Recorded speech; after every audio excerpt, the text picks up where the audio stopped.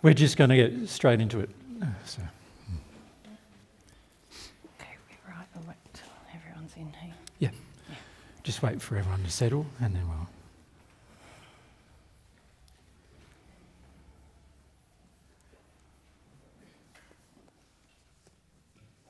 Hello.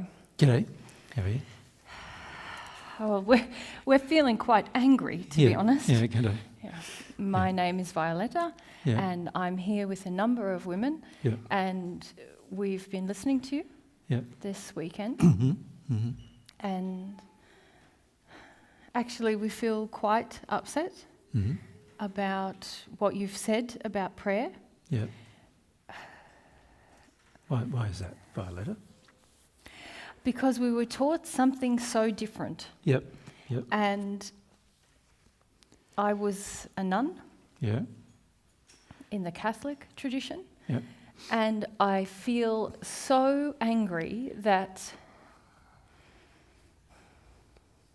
the very things you're saying that we need to connect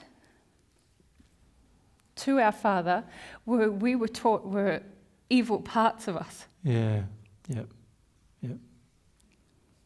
And we don't know what to do now with the rage. Yeah. Yeah. Yeah.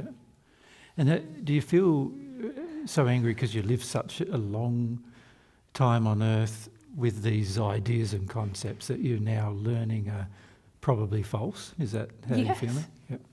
And I lived so long on earth, and I have lived so long here now. Yeah.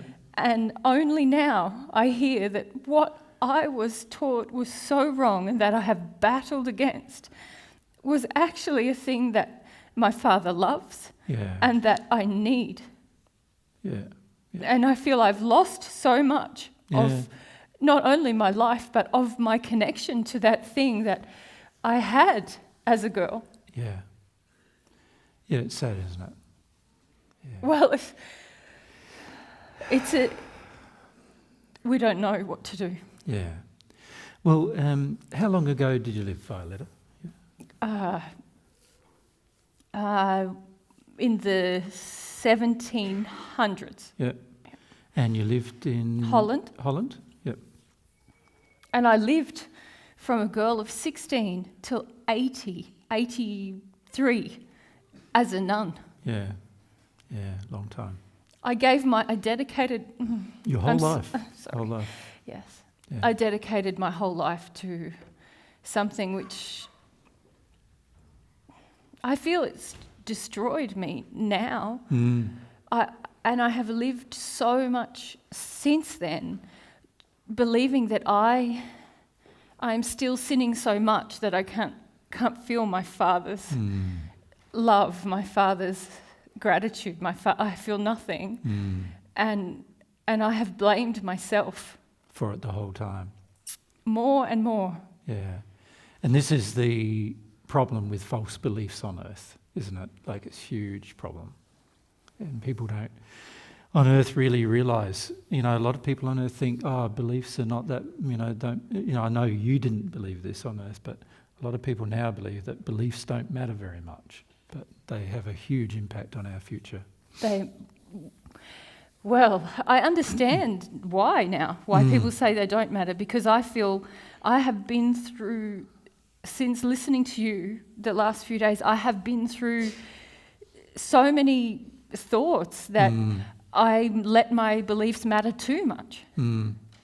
That I let my beliefs override a part of me that is not wrong. Yep. Trying to force yourself to believe things that in your heart you sort of feel almost opposite to sometimes. It's difficult. Well, no, I believed in my heart it was wrong. I believed all of my emotions were my sin, all of my femininity, all of my self. Yep. What I think now is myself. I still don't really understand what you're saying, but it feels like something very essential to me. You suppressed, pushed it away constantly. You were taught to. I don't know how to reach that again. Yeah.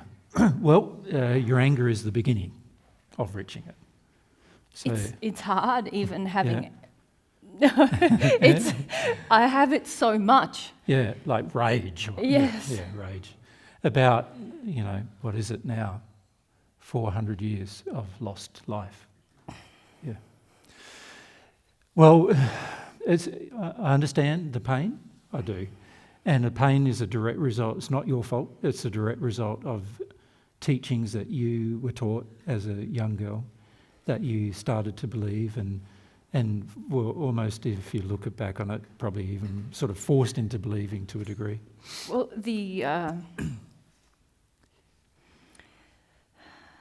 I didn't enter that life understanding how much No. I would need to give up of myself. Yeah. Yeah. I didn't even until just now feel that I had Realise. given up on myself. Yeah. Yeah. And I still feel there is so much shame when I contemplate what you have described, not just prayer to be this emotional and personal Mm-hmm. interaction, Mm-hmm. but also this prayer you've been examining to feel a goodness about myself, to feel that I am created good. Mm-hmm. When I even say those words, I feel shame and fear and Well, a lot of the Catholic faith is fundamentally based upon this idea that you're born a sinner and fundamentally that you remain one without Jesus' blood, you remain one forever. And in my life, I was taught to believe that as a woman, I'm even less worthy, even less worthy of, well, you it was, but and God. Yeah. Yeah. And that I must suppress the feminine urges, the emotional, the instinctual, the intuitive. All of these things were viewed as my sins. Yeah. The sexual, all of it. Yep. No, you did right. That's exactly the purpose of creating the nunnery, wasn't it? To suppress all of these things. Well, it's been a revelation to begin to consider these things in a new light, and it's a very rapid. Obviously, there's many of us here, and we have been questioning in recent times, years. Yep. Is there something Else.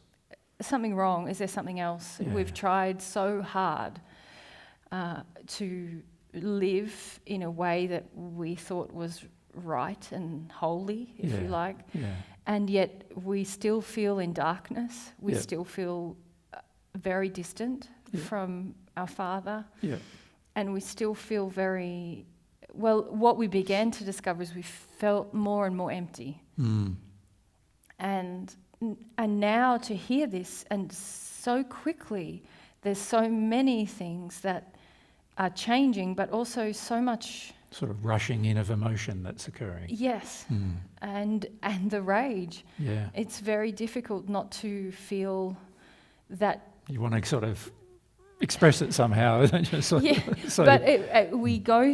I go through waves of that, and then the feeling that this is a very big sin.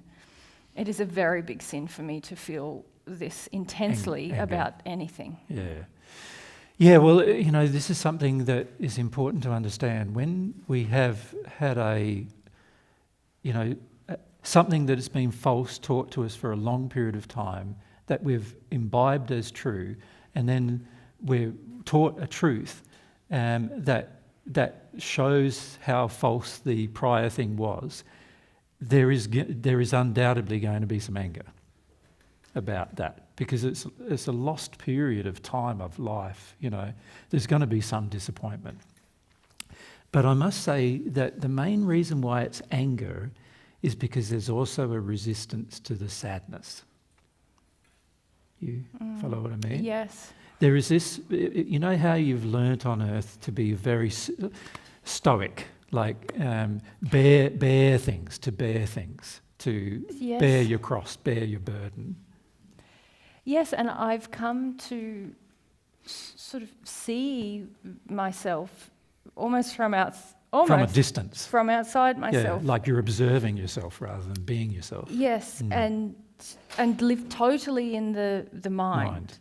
And totally, any time there's a desire that I feel is impure or not correct, to suppress it with your mind. Yes, deny it and to chastise myself for it. Yeah, punish yourself for it, really.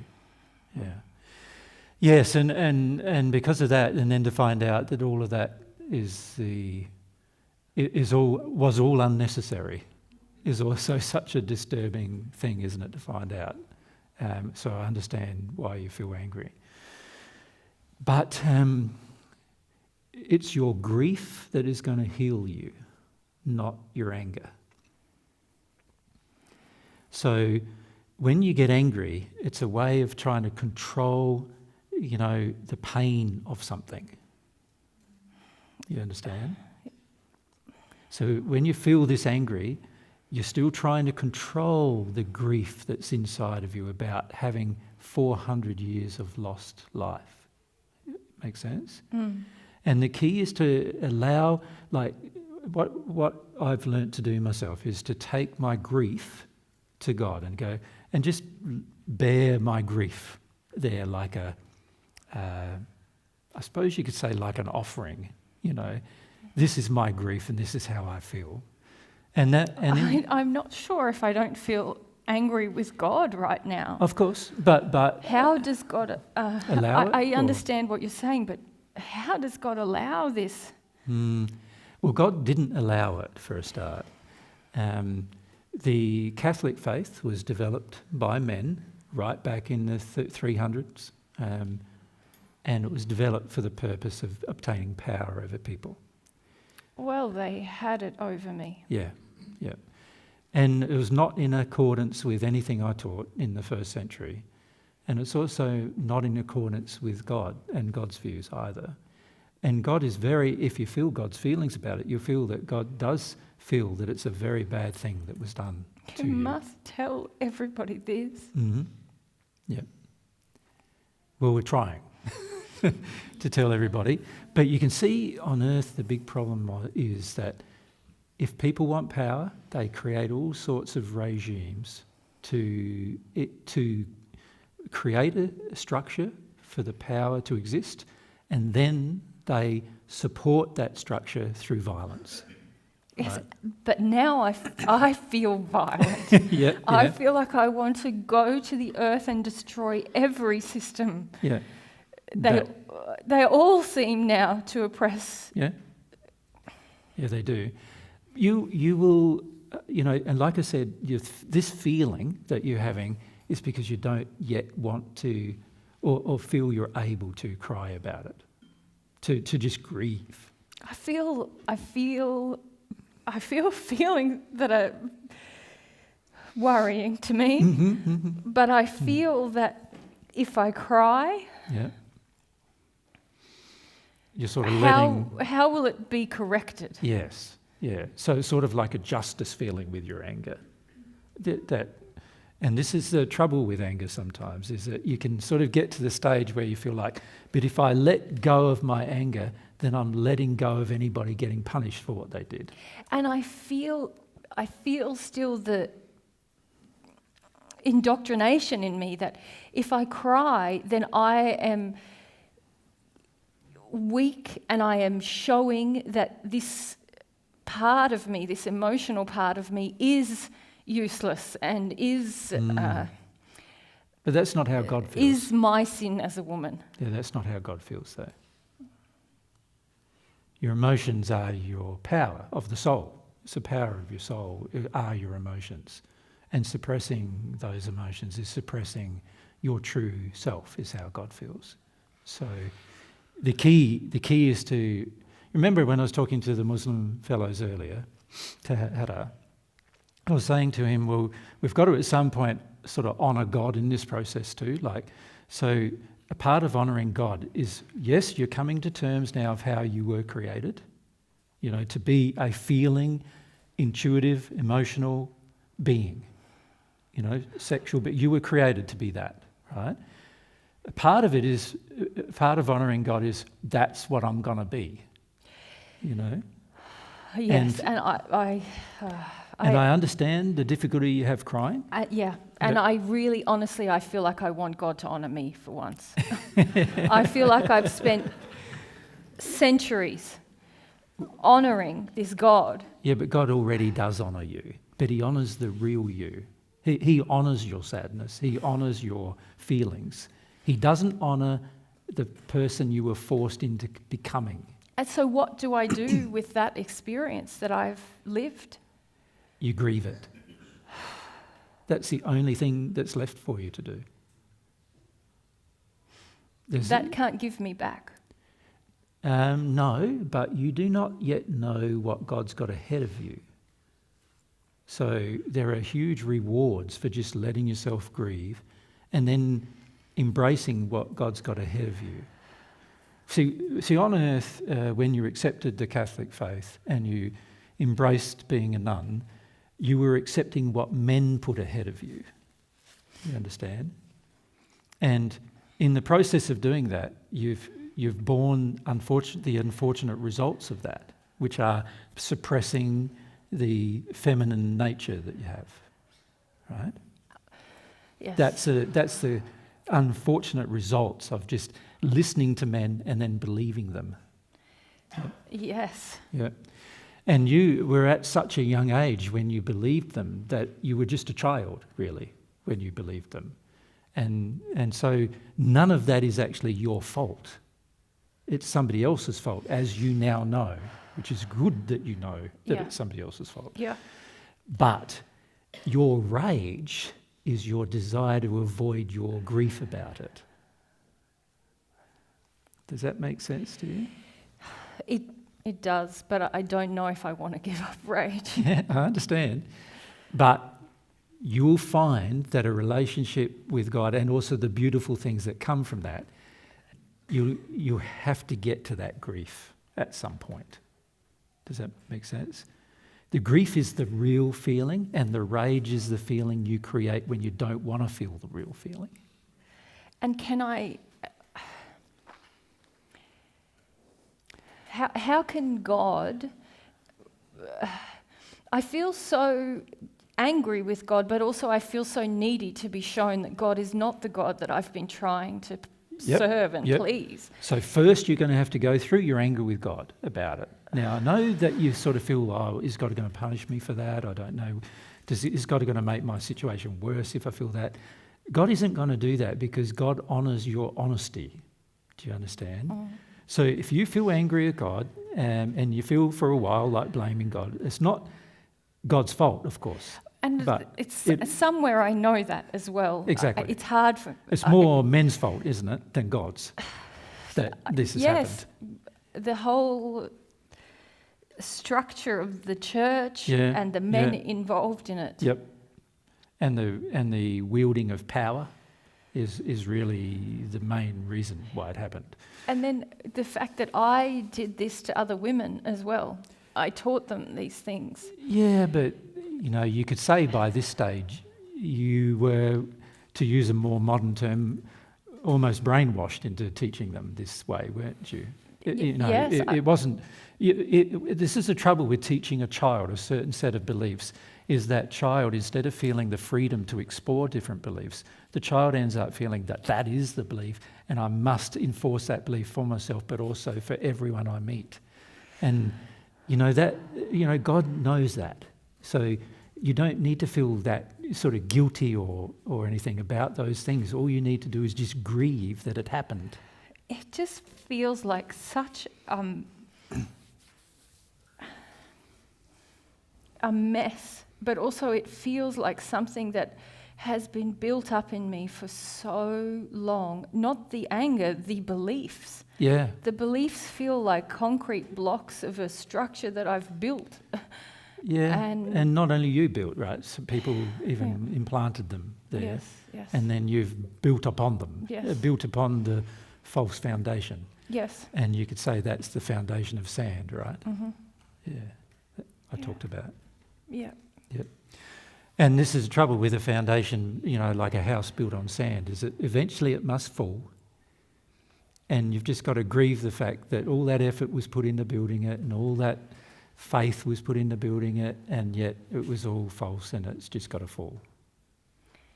And how can I feel strong as I grieve? Well, you can't. That's the point of grief. See, the anger wants you want to be strong, and that's why the anger exists. Yeah. And you really can't be strong while you grieve, But you'll actually find there's a real relief in it, grieving is a relieving process, where you come out of it feeling like you can breathe again, like you're free and peaceful and serene. And, that's the beauty of not trying to gain control over your grief, but always letting yourself feel it, is that you end up, after you've felt it, you end up in a state where you feel relieved of the burden of it. Yeah? When you hold on to it, you're not only holding on to the grief, but you're also creating anger. And then you've got a double issue. You've got the grief that's being stored, that's still determining your actions. And then you've got, on top of that, the anger that drives a lot of, violent behaviour, potentially. The key is to learn how to feel your anger without becoming violent with it. Okay. Does that make sense? Yes, because now I feel, as you're saying this, I see that it's not good to be violent. Yep. But now I feel But you don't want to suppress your anger. Temptation to suppress it. Correct, correct. So you remember Paul said that you could be angry but not sin. You remember that? Yeah. And at the time you read that, and probably all your earth life, you haven't thought that that's possible, right? But now you can see that you can be angry and not sin. And the way you do that is by feeling your anger in a private setting where you've got things to bash and you've got things to yell at and you've got, you know what I mean? And God's also happy if you want to yell there as well. He'll be right with that, because he can handle it, right? He knows that he's not to blame for what's happened to you, even if sometimes you feel he is. And also he knows who is to blame, you know, and he has already attributed that blame to those people through his laws. So he's already done that as well.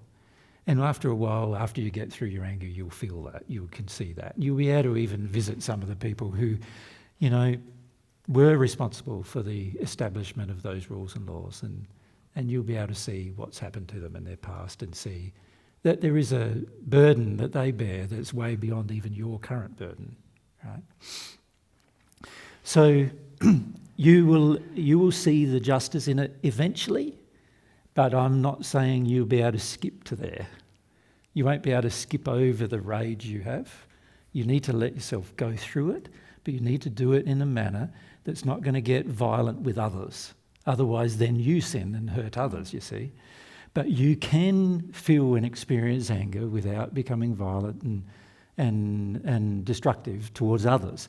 And also you can ask some of your friends. I've got some friends coming to you now, and they're going to show you how to create an environment where you can just express your anger without hurting anyone. You follow? But the goal of the anger is to get to, of going through your anger, is to get to your grief. Now, this is so what we need to do is talk a little bit about your attitude to the grief needs to change. You follow me? Your attitude at the moment is, I want to control it. I think it's weak. I think it's powerless. That's your attitude at the moment. And you have a lot of judgment for that, right? Yes. That it's weak and powerless. unless you change that attitude towards your grief, you will be very inclined to go into anger all the time. Does that make sense? So there is a needing to be some beliefs changed internally that say, no, I can feel my anger and I can do it in a righteous way, you know. Then I can, after I've felt through this anger, I can see that you'll feel that your anger is a direct result of you trying to control your grief. Does that make sense to you? And you'll feel that, and then you'll feel like, oh, I don't want to control it anymore. I just want to have the relief and the peace of feeling it and letting it go. That makes sense? And once you break through to that point, you'll have a period of grieving. And of course, there is a lot to grieve, you know, the 400 years of lost life, lost individuality, lost sexuality, lost emotions, lost intuition, lost being a woman, lost the joy of experiencing yourself and understanding even your personality and your nature, feeling like all of those things got lost. That's a lot to grieve, right? But God will help you grieve. And if you ask God for love during that period, He will give it to you, and it will help you. He'll help you go through the grief and also help you be happier sooner. You follow? Yeah. I know it's very tempting to get angry with God about it and to think, oh, it was a religion, so it's all God's fault. But it's not really that. No. It's not really that we feel it's God's fault. But it's tempting because of the anger, you see, the anger's. When the anger's there, we have a temptation to blame everyone and sundry, even if they weren't involved. Do you know what I mean? Yeah. And also don't avoid where the anger should be aimed either, in the sense that it's with anger you need to come to the terms with the fact that there are certain people responsible, but also that I can feel my anger without aiming it anywhere. I don't need to punish those people. God's got all of that correction process in order already, right? I think the difficulty, and I will be very honest, that a number of us are now having is that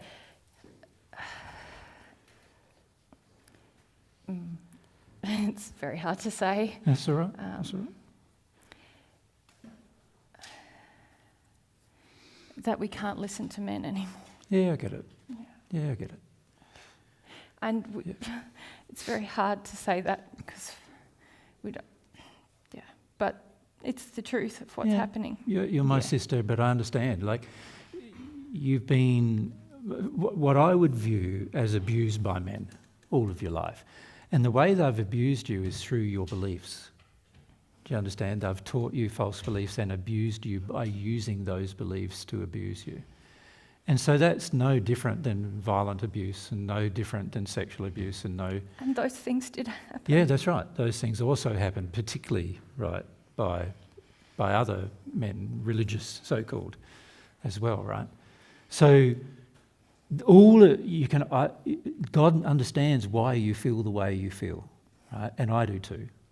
And, not all men are like that, but unfortunately there is a large majority of men on earth like that, unfortunately, as you well know. And particularly during the time in which you lived when there was less law controlling their behaviour. So, again, this is something that can be grieved, and God hasn't let them off the hook for their behaviour. God's taken issue with their behaviour through the law, and they have received the just compensation for their bad behaviour, right? But if you allow yourself to get into this dynamic where you want the very last one of them to finish their punishment before you grow towards God, then you're going to be waiting a long time. It's not that. It's just a matter of trust now. Yeah. No. I understand. Yeah. But God's a woman as well as a man. God's has a feminine nature as well as a masculine one. Yes? You can feel that, surely. Yes. Yeah. Yes. And so you know that God's not entirely male. So even though I am, God isn't. It's hard to say that, but it does seem important to be truthful about what is happening. Yeah, no, I get it. And I know now you're saying it's hard to trust Jesus and all that, and that seems very complicated for you. Yeah. But But we are listening. Yeah. And actually, it just has helped to say that. Yeah. Too. But you've got to remember, you're also saying that through Mary, who is my other half. Not Mother Mary, but Mary Magdalene, who's my other half, and she also has had a similar experience. You know that. Yeah. Yes, to what you've had at the hands of men. So in our soul, we have compassion for the circumstance you're in. Yeah. Yes. Yeah. Thank you. No, we feel softer now. So yeah.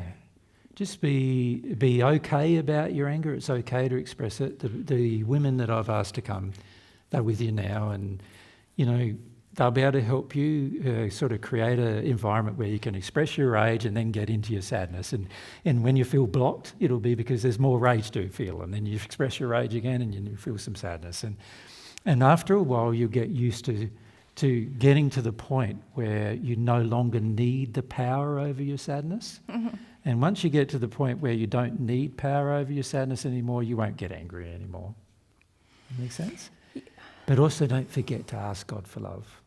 Your mum, God's your mum, and ask her for love, and she'll help you through that process. Yeah? Yeah. Thank you. Thank you. Yeah. We can feel what you say is true. Yeah. Thank you for your help. And again, thanks for coming. And it's good that you expressed your rage. We feel very embarrassed now. No, you don't need to be. It's,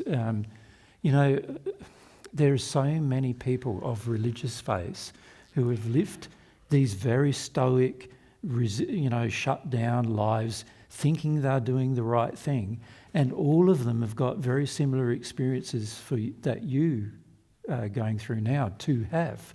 Yeah, we have to help them. That's right. There's billions of those people on earth right at this moment. And so to have a group of people like yourselves who are aware of what they're going to need to experience, you have a great capacity to be able to help them at some point in the future. But you need to go through the experience yourself first to understand it. Yeah. Okay. Yeah.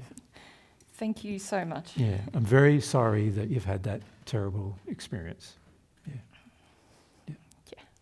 We're very sorry we got it wrong for so long. Well, you didn't get it wrong, you were taught wrong. And this is one thing to bear in mind, is it's not your fault. You say you got it wrong, but it's not your fault you got it wrong. And you are barely culpable for the things you got wrong in the circumstances you were in. Yep. Yes, it's hard not to feel that we have done a lot of wrong, though. I know, I understand. We've treated ourselves and others, and even in the way that we've worshipped you, and it feels very wrong. Well, it's wrong, but if you allow yourself to ask God what she feels about your culpability.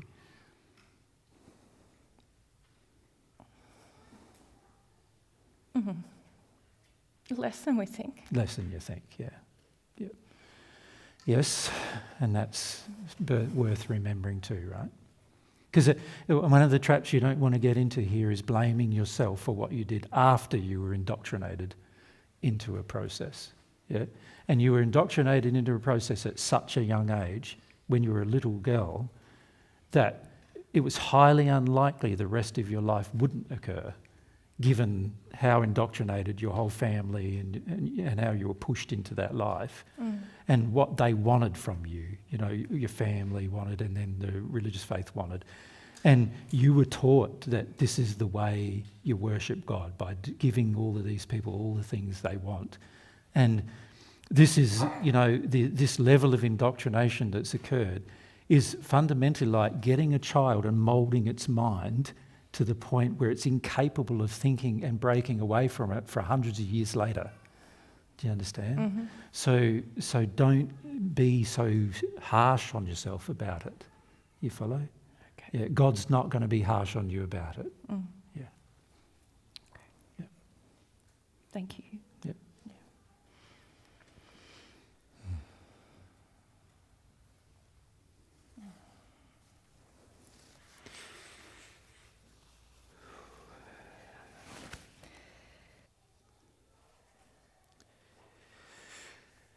Yeah, pretty pretty heavy life. That.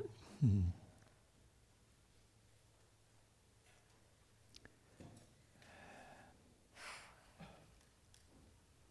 There you go. Sad. Yeah, sad life. Yeah, what can you say about that? It's just like hundreds of years of living a certain way, indoctrinated, abused by religion in the name of God. And it's such a blasphemy, you know. And the people who have lived those lives bear such terrible burdens. And as I said to her, the only way is to be soft to your sadness about it. Yeah, there's no other thing you can really do, you know, because there's no way to change it now. It's done, and this is where she'll find that God is going to give her so many blessings that she'll get to a point in a few years, and it's not going to be too many away, where she hardly remembers what happened to her. Yeah. Any questions, you guys? Yeah. Who would you like back? If we go start at the back, Rebecca, and then come to your... Yeah. Yeah. Oh, sorry, I've got the mic. See, I just need to turn them off of mute. Thank you. And thank you.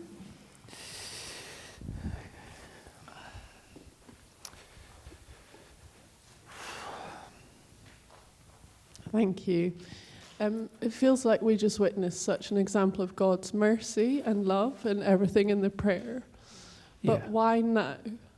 Why, if God was always giving that mercy and love?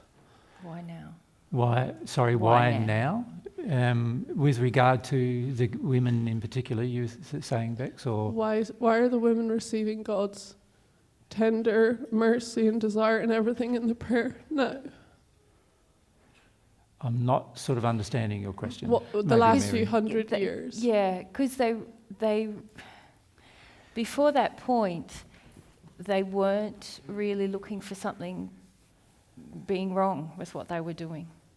So God felt compassion for the situation that they were in and for the hard time they were giving themselves, because they were really hard on themselves about the fact that they and by the way, I must point weren't out that they've progressing. been surrounded by thousands of spirits trying to help them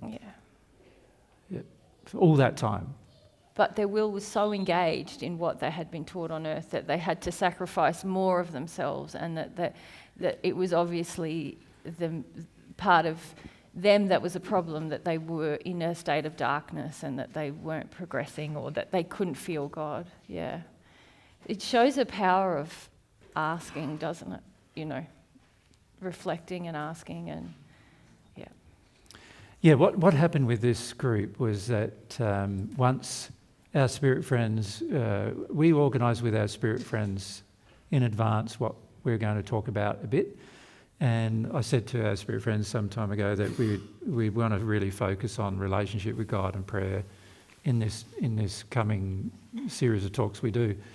And they know that now we've got an opportunity to bring some spirits who, like the Muslim spirits beforehand, and also the Christian spirits who have just come, to bring some spirits along who have been blocked and they can't see us and we can't get to them. You know, their belief systems are so indoctrinated from such a long time and for such a long, firm, there's this firmness of spirit in them to stoically continue in it.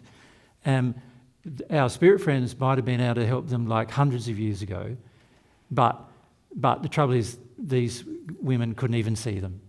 Like they were so indoctrinated in their belief systems and so indoctrinated in having to keep it up, and so fearful too about what, about hell, and whether they're in purgatory or hell, and why would they be in such a thing, and so for these women, they were afraid they were in purgatory,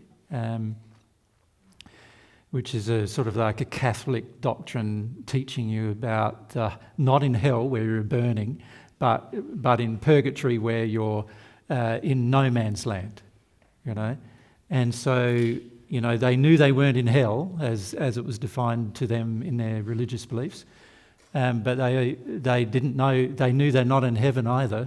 That's why they kept feeling like, there must be something more we can do So now that we have to do to get into heaven. We have to earn heaven, Yeah. is what they were feeling. And because they were so stuck in the belief systems of the Catholic faith, they couldn't even see a spirit who didn't have those same beliefs.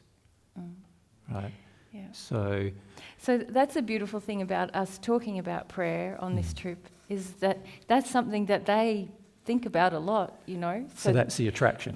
They're drawn to that discussion rather than maybe some other discussions we've had in the past.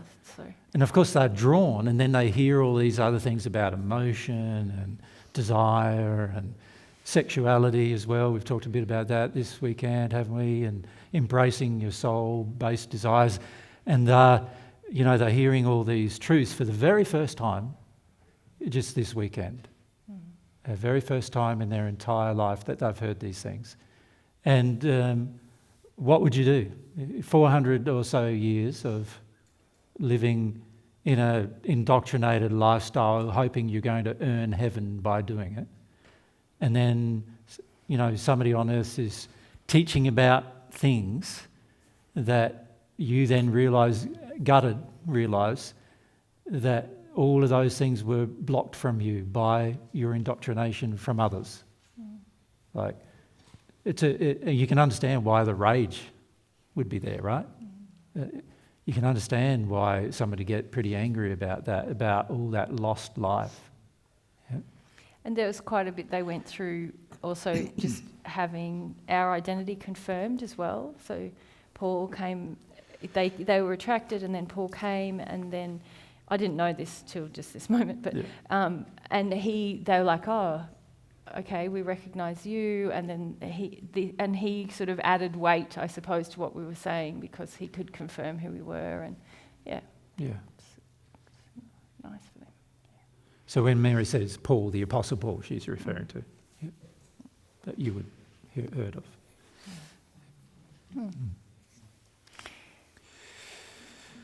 Who's next? Yora. Mm. Who else had their hand up? That was my question too, but I've got another one. Is since you're giving back God's truth on earth now, I've noticed a lot of men, and especially young men, including me, using divine truth to get, control or power over women. Yeah. And I would like you to say, like, what the quality one must develop before pretending to teach, divine truth, and also what's the reason of the unloving, desire that would draw men to do that, and also what the consequences for such behavior for oneself and for others. Yeah. Good question, Yura.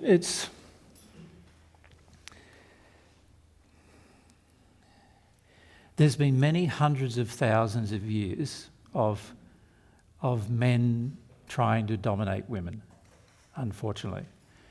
It began because when the first human couple sort of left the potentiality of receiving God's love, what started to happen, remember yesterday I talked to you about the animal instincts. Remember I talked about that? And maybe I might just remind you by just drawing a few things about it. So you remember, so with a soul, of course, there's two halves to a soul, right? And then you've got the bodies, the spirit body and the physical body connected to the half. So the mostly masculine half of the soul, obviously there's male bodies if it's mostly masculine, and mostly feminine half of the soul is, mostly, I'll give you girls' dresses.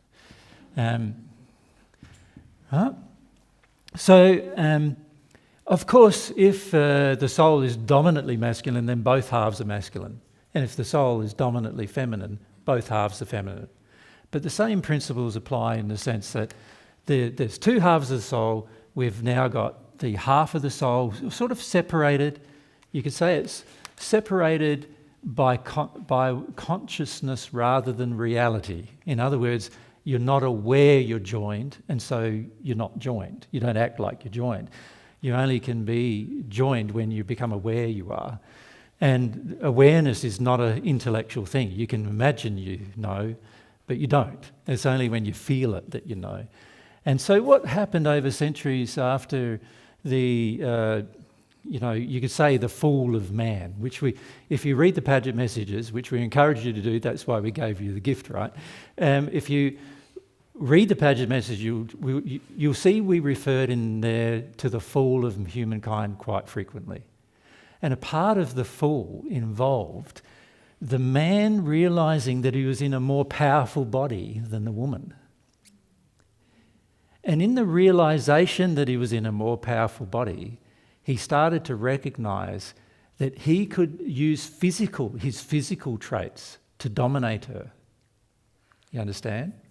If he so chose.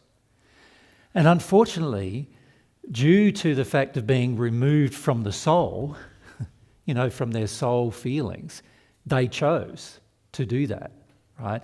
And men have been choosing that since, this domination. Then on top of that, we've got additional problems, and the additional problems include things like families believing that the male child is more important than the female.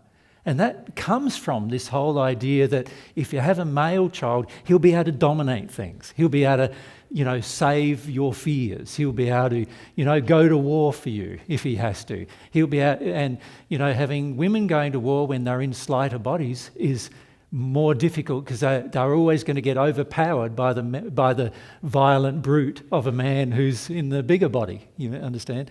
So the women even started to learn that, I need to create a man, I need to have a child, that eventually can grow up to protect me as well. You follow? And so then, because of this, that added to the momentum that each new generation of men believe themselves to be superior to the woman. And by the way, we're not. On a soul level, in some ways, we're partially inferior, actually, in the sense that the feminine nature has a lot more intuition built in it generally than the masculine nature does, right? And the intuition is what's going to help you with spirituality. And this is why, in fact, on earth, there are far more women connected to or even connected to spirituality than there are men, right? Because there is this inherent part of their soul, which most men are afraid of, by the way, right? And most men dishonour. There's this inherent part of the soul that involves the emotion, which women generally have a stronger connection to, particularly in the injured state. They have a stronger connection to. And what I mean by that, when a man gets injured, he becomes very intellectually dominant and brutish in his behaviour because of the bigger body. He feels he can impose himself on the woman. When a woman gets injured, she has to be more contemplative about how to use other techniques to gain control. So she has to use methods such as manipulation or deviousness to gain control.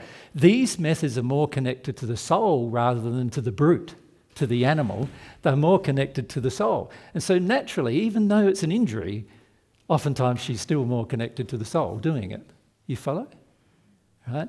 Now, because of this, men have become more and more demanding of women and what they want from women. And because of this separation, men have also become more lonely, ironically.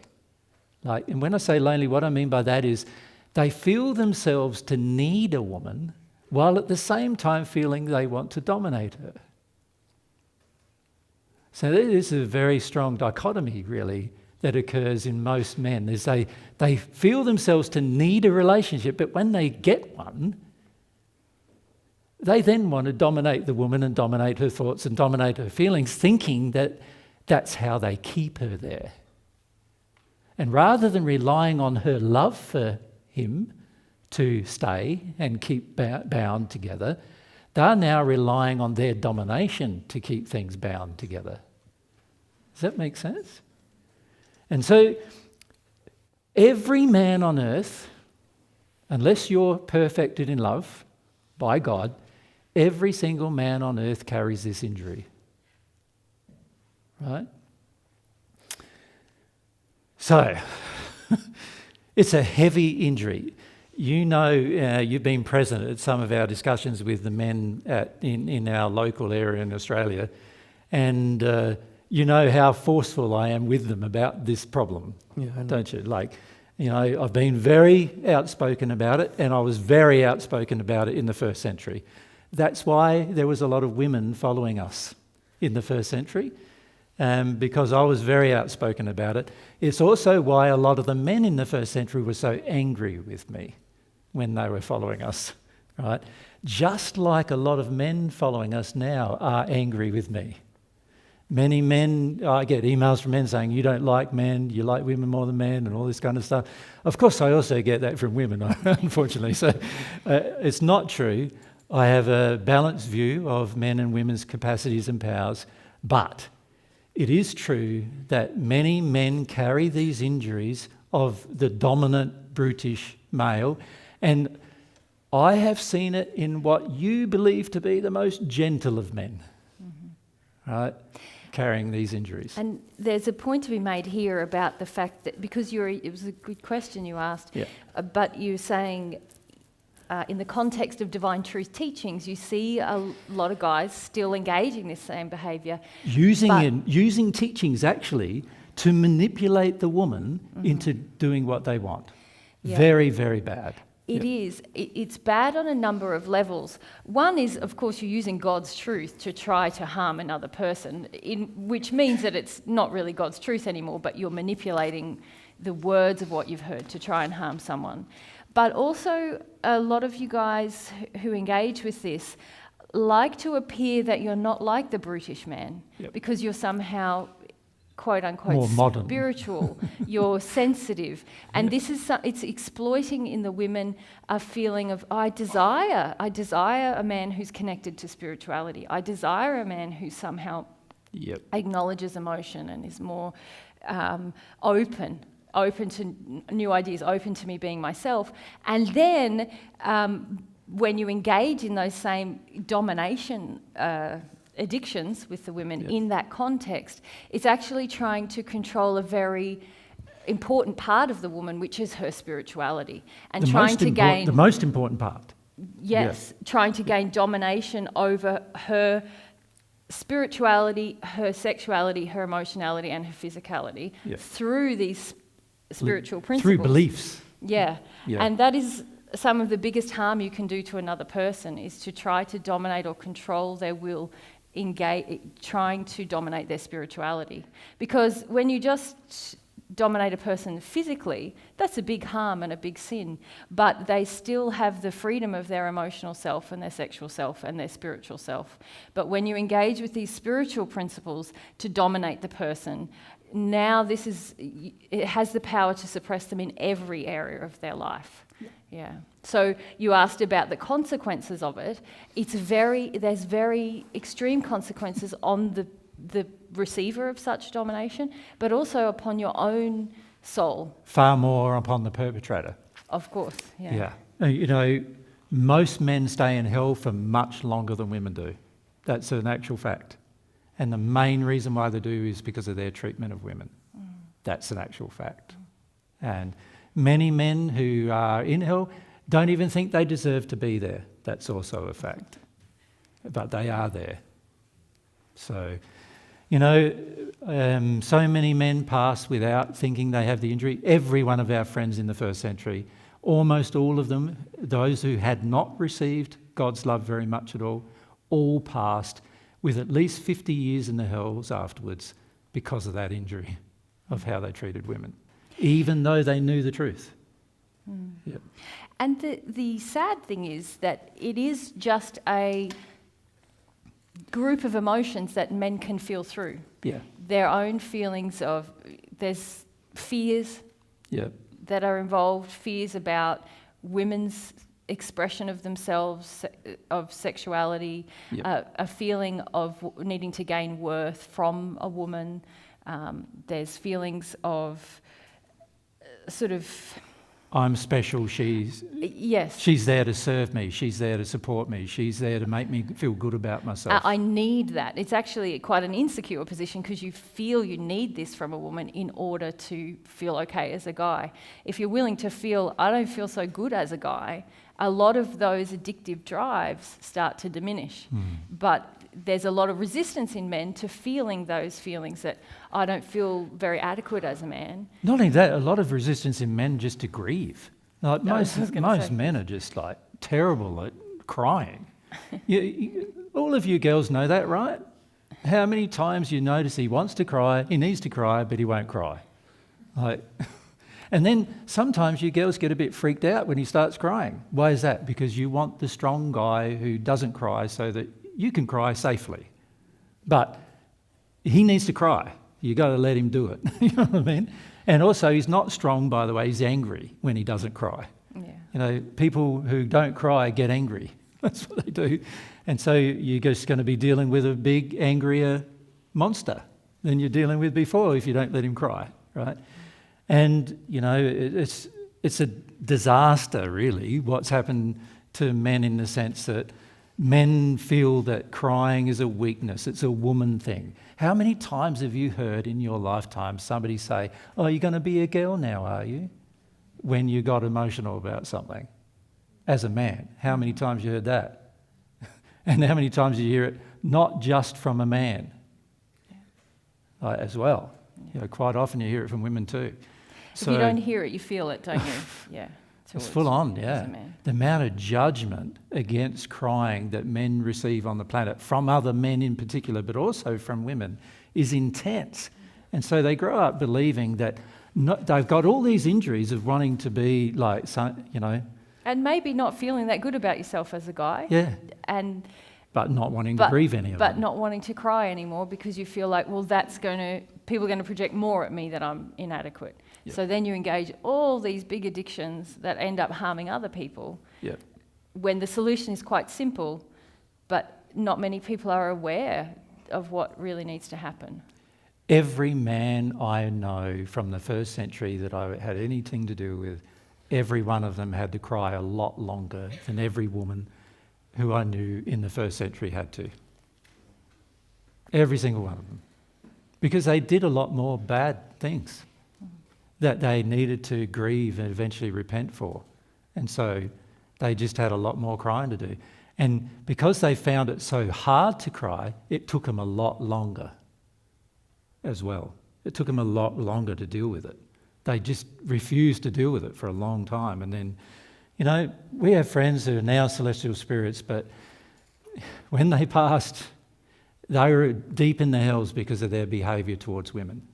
And they heard divine truth. They saw me performing miracles even, and it had no effect on their change towards women. They saw my own example with Mary, how I treated Mary. I had Mary with me all the time. That was unheard of in the first century. The woman followed like you see most men from the Middle East nowadays. She follows 10 metres behind, picking up the kids and doing all the things the man doesn't want to do. That's how it was in the first century, even worse than that, actually. And she was a possession, like an animal. You know, in the first century, if you want to have sex, you had sex with her, whether she wanted it or not. That's how it was for most men. And even married men, that's how every single married man in the first century, almost without exception, at some point raped his wife. Right?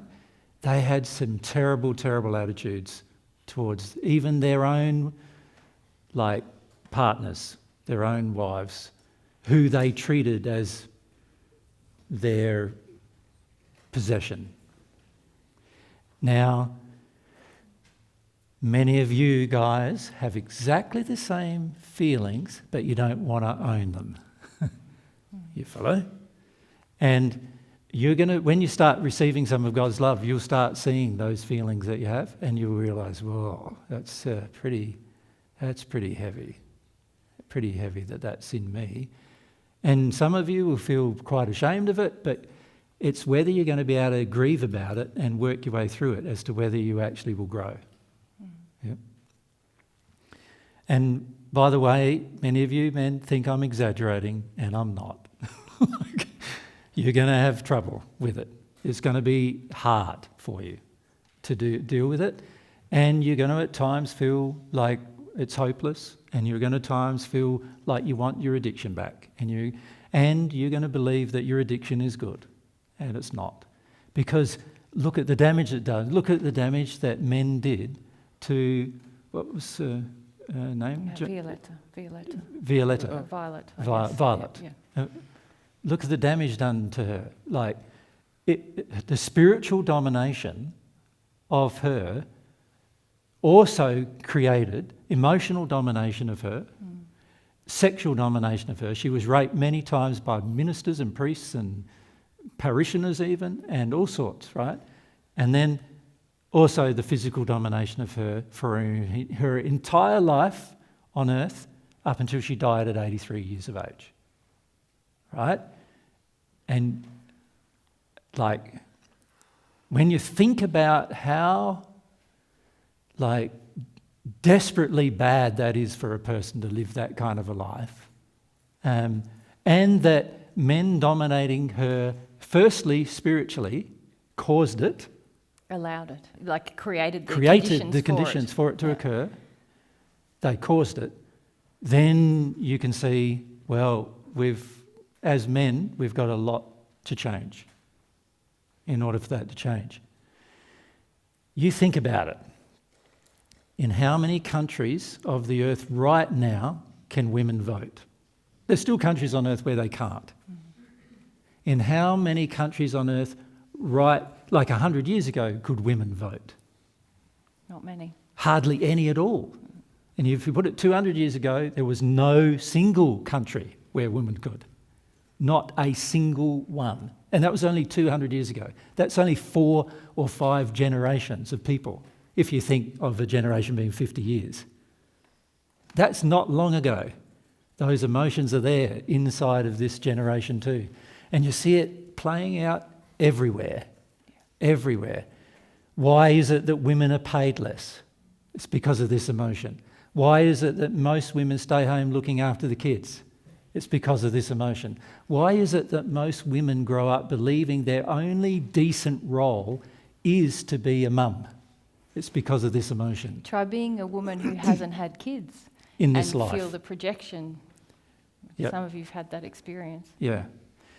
There is just so many things that are wrong with it. And when you understand that, like, God is a feminine God, you're actually sinning directly against God by doing this. It's not just, and this is why many men struggle with receiving God's love, because they're asking God for love while at the same time sinning directly against God with regard to God's feminine nature. Right? So it's a big problem on earth, and it's also one of the reasons why men started the whole idea that we're of evolution. It wasn't a woman who came up with that.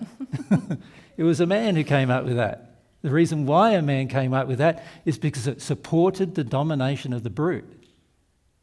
It supported the idea that the survival of the strongest or the fittest. You understand? Not ever assessing the capabilities of a soul of a person or their emotions, but rather just assessing everything based on their physical prowess, their physical abilities. Yeah. And it's, many men have no understanding of this at all, even now. And it's really interesting because you see men, if men didn't have a law binding them, like basic fundamental decency binding them, a lot of men would revert to this behaviour, and do revert to this behaviour all around the world. In Western nations, it's a well-known fact that men today are like they're the ones who 90% of the family murders are what? Partners being murdered by their husbands. Children being murdered. Most murders are by the man. Family-based, yeah. Yep. Yeah. And why is that? It's because this attitude is rife. What happens with sexual abuse? Who are the main perpetrators of sexual abuse? Mostly it's men, right? Whether that's a rape or a child abuse, a lot of times it's dominantly men, Against whom? Dominantly women, right? These are just these are excessive examples, but the real problem is all of this hidden stuff that goes on, all of this stuff that's just accepted by society as normal, that is not normal from God's perspective. Yeah? Quite often the man determines where you live, how you live, who you live, what's going on. You see this in all societies around the earth. When we were in America, we had people emailing us saying they could not come to our seminar because their husband told them they could not. And these women were okay with that.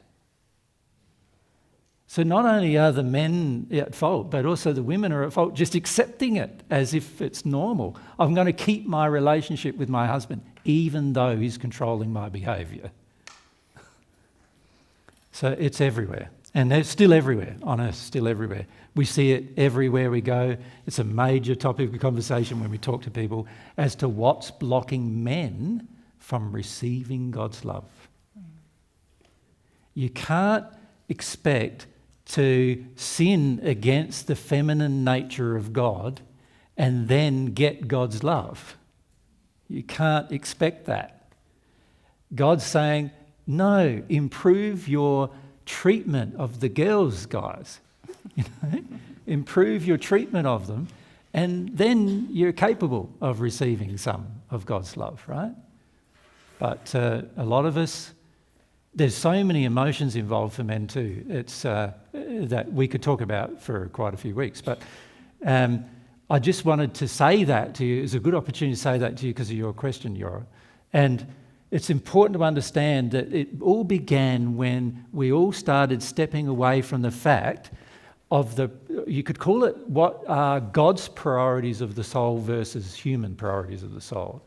So God's priorities of the soul are, your soul comes first, and your soul being what? The spiritual side of you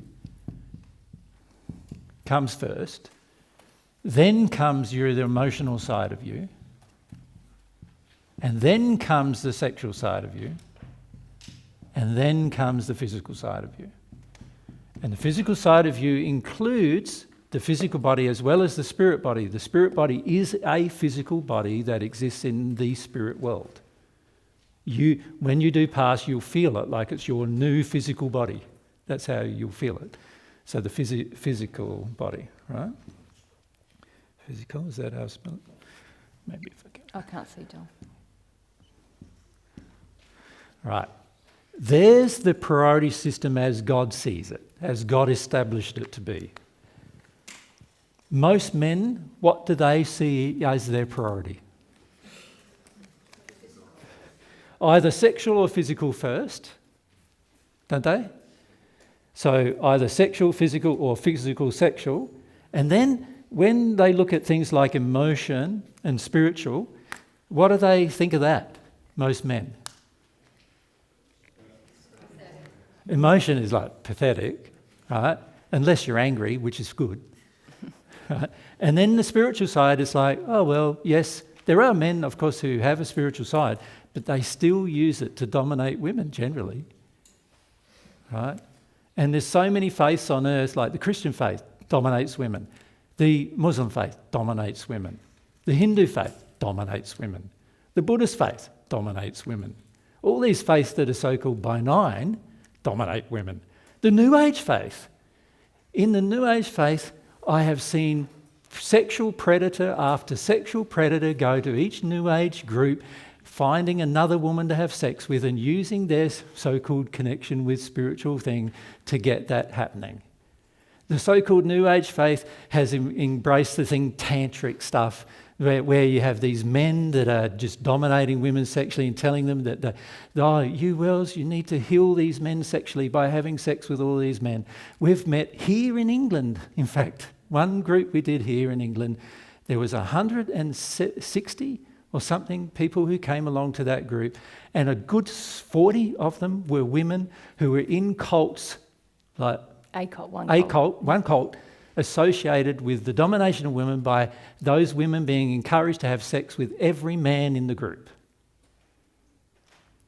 Right? How does that happen? If the men are spiritual, it actually wouldn't happen. So they're doing it in the name of spirituality. In the spirit world, there are, like, you go to India, how many gurus in India finish up having sex with the people who come to their enclaves? Many. Right. Those of you who might have been, you would have seen it many, many times. It's a big problem where men use, or of all kinds of religious faiths, use spirituality, so-called spirituality, which is actually their flawed desires being expressed, as if God wanted you to have them.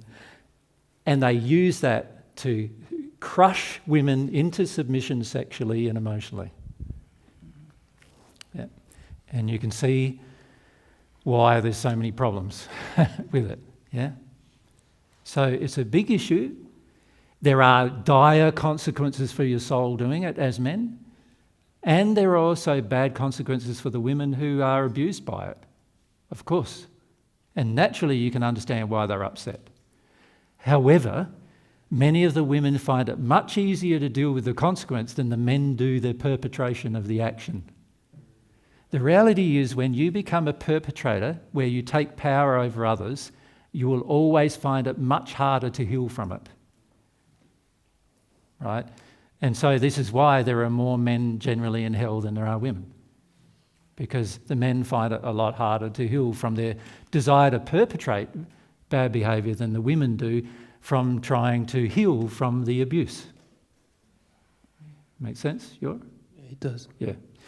So what I'd encourage you to do is to feel about the consequences of the behaviour, but also feel about how wicked is it to use a spiritual belief just for your selfish purposes.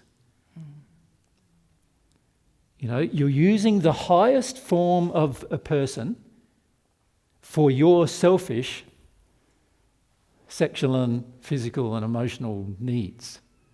And it's a very, very wicked thing to do. And this is why many men are in hell for a long period of time, because they've been very wicked while they're on earth.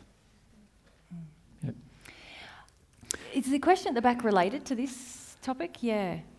Let's go back there. I wanted to make a couple of points too, but for the women. So, yeah.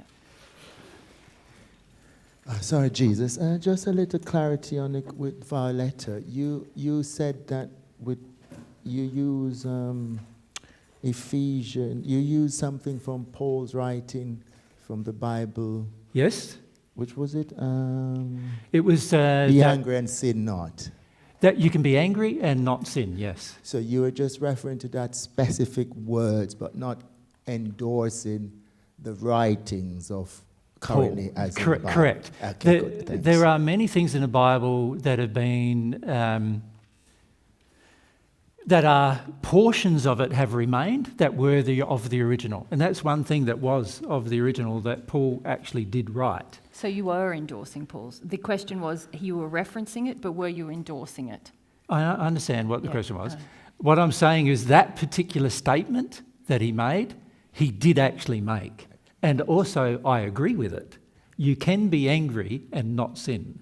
The way you can be angry and not sin is by feeling your anger in a private setting, using, expressing it and connecting to it really properly. And then once you connect to it and express it really properly, you'll find you'll very rapidly connect to your sadness. But if you use your anger to dominate your sadness, you are now sinning. Does that make sense? That makes sense. Yeah. So yes, I agree with that statement, but that doesn't mean that I agree with the whole book of Corinthians and Ephesians and Colossians and all these books of the Bible that Paul actually wrote. And also, by the way, I must say, and Paul wants me to say, that a lot of it is nowhere near what he wrote now. He did say that in the Paget. Yeah, he's modified it so much, right? And he said that in the Paget messages, just like Peter did and Matthew did and Luke did and John did. They've all said that in the Paget messages, just to remind you that there's a lot in there that isn't what they wrote, yeah? Yep. Thank you. Occasionally I will quote the Bible, and in this case I quoted it for her because she was connected to the Bible. And so I was giving her an illustration of there being some things in the Bible that you can actually trust. And see, one of the things she was feeling, Violetta, was that she wasn't allowed to be angry. It was a sin to be angry, right? And this was stopping her from being able to get into her anger and then go through it and go into her sadness. And so I was trying to help her see that you're allowed to be angry. That what you've done, what was done to you, is disastrous, and you're bound to feel upset about it. But don't stay in it. Like, allow yourself to work through the anger and get to that sadness. Yeah. Yes, thank you. Yep. You wanted to point out. Oh, it's all right. Nellie? The moment's passed. I don't think it's passed. Yeah. Nellie, let's go to Nellie. Yep.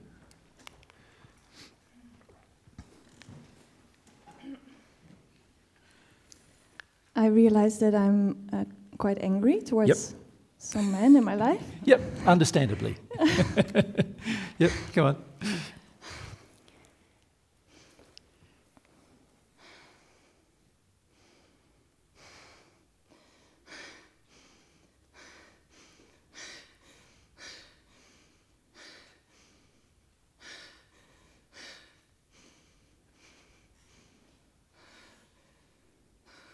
Do you want a minute, Nell?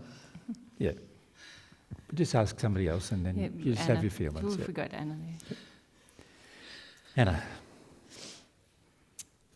My question is, how, as women, when we have been hurting men in various ways, how do we honour and love God's male creations and not facilitate or support more harm, which is something that I often do with scary men. This is what Mary wanted to talk about. Yeah. With scary men, I often pander, and with softer men, I can be dismissive or bossy. That's right. And it just gets very messy, especially in like these group settings, the Divine Truth group settings. Yep. And I think women have such a huge misconception of what being loving towards a man looks like. Yes, and this is what I want to talk about. Let very lucky Mary to make a have- few comments about it. Yeah. Go for it. I wanted to say, so Jesus was talking to the men really directly about, guys, there's issues here. And I referenced that there's a lot of grieving that men actually have to do. So the first thing I want to say to my sisters is we need to change our attitude emotionally about men crying, for a start. Because the majority of us have one or both of the following beliefs. A man is a weakling if he cries, because I feel insecure in some way. I've got some kind of fear. Or two, my fulfillment of my purpose as a nurturing, wonderful woman is to carry this sadness for this man, make him feel like it's okay, that he hasn't been such a bad boy, and come to mummy, I'll give you a cuddle, and it's okay, you can feel it. But actually all we're doing in that place is shutting him down from feeling it and telling him it's our job to feel that for you, not you. So those two things are highly damaging to men, and most women think they're completely legitimate, and the second one most of us feel completely proud about. We almost get turned on sometimes by being able to nurture a man, depending on what our dad was like. If our dad wanted us to be a quasi-mummy, often then we get attracted to men who put out this, oh, I need mothering, I really am a good guy, but I'm just sad. And then, we feel drawn into a relationship with that man. That is really damaging for both of us. And also, when we project at men, you've just got to be the tough guy and the protector and have your feelings, but also meet all of my addictions to feel safe and secure. We're totally shut down that man. And we get in this place where if you're not careful, you project at the man, you are failing me by not being a spiritual and emotional being, but also as soon as you start, now I'm withdrawing myself, my sexuality, my love, my emotion, my approval, because now I'm not willing to feel something scary or hurt from my past. So that's the first two things that I wanted to mention earlier about women need to take responsibility for our attitudes towards men. And part of that is how you love a man, Anna. You decide, I'm going to have all of my feelings and desire for the man to have all of his, and whatever he feels, I will feel whatever I feel. So that's very important. That sounds quite simple. Yeah. Simple, but Hard. most of us are pretty resistive to it. Yeah. And the other thing that I see in a lot of the women here who come is, now that you have some education, Jesus is very vocal with men about how damaging their attitudes are, how much we have been harmed by men, and a lot of women, then it starts to connect to them to, yeah, that's true, and yeah, I feel really angry, I feel really sad, and then you start wanting to tell the guys, hey, you're doing that thing that Jesus said, and you want to change them rather than feel. You want them to get it, rather than you just feel how it feels. Or you can remember it this way, you want them to get it before you have to grieve it. And it doesn't work that way. Unless, if it's in you, you're going to have to grieve it. Even if he does get it, then you often, I've seen women feel a bit dissatisfied with that as well. It's like, oh, great, well, now he's having his feelings, but I still feel hurt, I'm so angry. So these are all the ways that women really not only delay our own progress, but work against men progressing on the very things that we're quite upset about. Yeah. But you did raise another issue, Anna, I'm which is getting the issue regarding how you end up treating certain kinds of men. Yeah. So that's something Mary wanted to talk about with you as well. Yeah. Well, you go ahead. No, That's all you right. start. No, I feel that is also such an important point, that most of the time we have been trained by our mothers and our fathers to look up to guys who are more bossy and more demanding, and because we think they're going to give us our addictions more. And also, Can you maybe explain how? Yeah, so often we feel like if a man dominates the environment, our fear of the environment will lessen. All we have to do is get control of that man, or get the approval of that man. Get the sexual control of that man, if you can. He will handle the environment for us. Whereas if we don't have that, then we feel like, oh, I'm alone in this environment.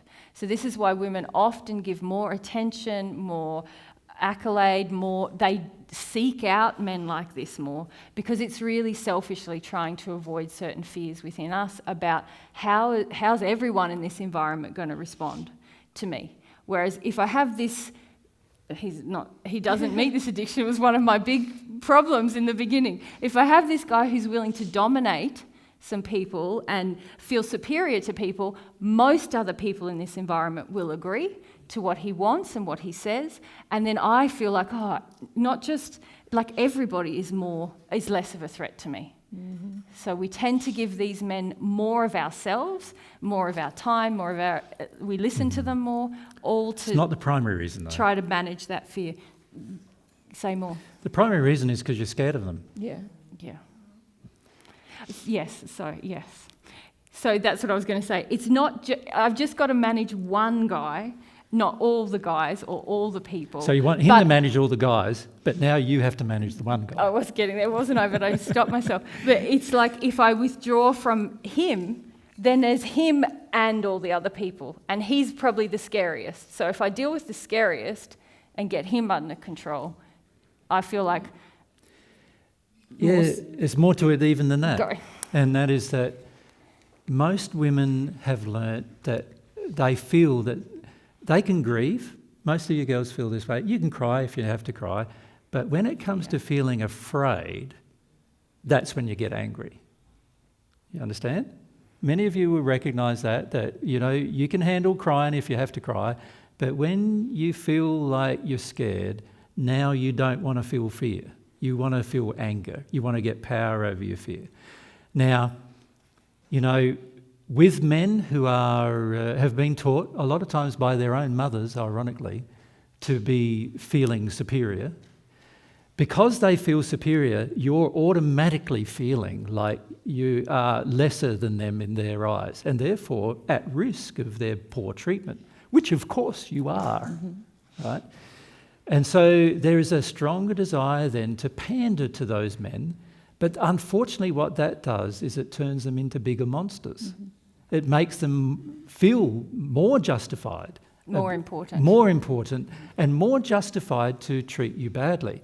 And it's a common saying amongst men that if you treat a woman meanly, what?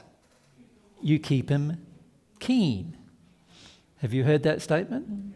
Treat a woman mean, you keep her keen. Why? It's because you treat her mean, she's afraid. If you keep her afraid, now she needs you to allay her fear, right? So she's going to be needy for you to allay her fear, ironically. She's going to want to try to impress you so that you don't hurt her, right? And so a lot of it is the refusal by women to not feel fear. Refusal to feel. Refusal, too negative, sorry about that. The refusal to feel fear, the constant desire to not feel it. And, you know, you see this in mothers when they're bringing up their sons. They enter a relationship, the husband isn't very nice, so what they do is they connect to their sons and they try to get them to be nice, right? Thinking that that's going to somehow fix the problem. But the trouble is, by pandering to these boys, they become men who believe themselves to be superior to women, including superior to their own mothers. So, of course, the very thing you were avoiding, you created, right? And, of course, the men, the fathers in the family, generally already believe themselves to be superior, so they're happy when the boy is a proper man, you know, as the saying goes.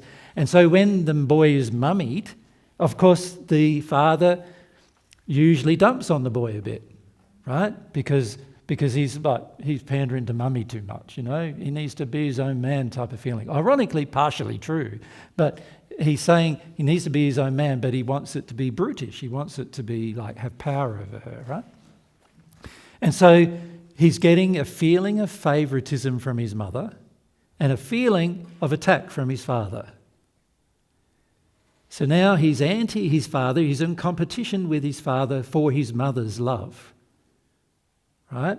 And mum's giving him more love than she gives the husband, and so naturally he feels he's better than his father, even if he's not as powerful as his father. Physically, he still feels that he's better. And as a result, he then also feels he's better than other men. As a result, he feels that you women should treat him as if he's better than other men. And as a result of that, when you do, he thinks you're a lovely girl and he'll give you some rewards. If you don't, he'll treat you badly. He will. He'll be condescending to you, belittling of you, put you down. And potentially even violent. Potentially violent, yeah. Which is the fear that most women are trying to manage. Yeah. So it is an intergender problem, but in all of what I just said, I'm not saying that men are not responsible for their bad behaviour. You follow? Men, you are responsible, no matter how you've been brought up, no matter how you've been treated by women in the past, no matter how you've been pandered to by your mummies, right? And no matter what other things have happened, it does not justify your bad behaviour towards women. Even if women want you to treat you badly, you should not do it. You understand? Just because somebody wants you to, it doesn't mean that you now should be able to get away with it, right? So don't do it. And of course, it also means that when a woman feels afraid, you should not rescue her from her fear. You shouldn't feel like you're a great man rescuing her from her fear.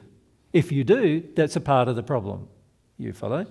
You need to go, right, she's afraid. Now I'm inclined, there'll be an inclination in you because of the sin to go, now I've got to rescue her. Right? Now I've got to be the man for her. Now I've got to prove myself to her by, protecting her from what's happening. She can handle it. She's been created to handle it, and there's a lot of things she handles better than you do.